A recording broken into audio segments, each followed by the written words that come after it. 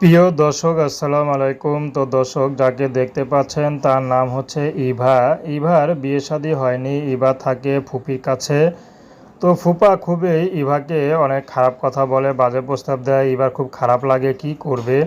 ইভা তার কোথাও যাওয়ার জায়গা নাই, ফুপিকেও বলতে পারে না, হয়তো ফুপিকে বললে ঝগড়াঝাটি হবে এবং ইভাকে বের করে দিবে।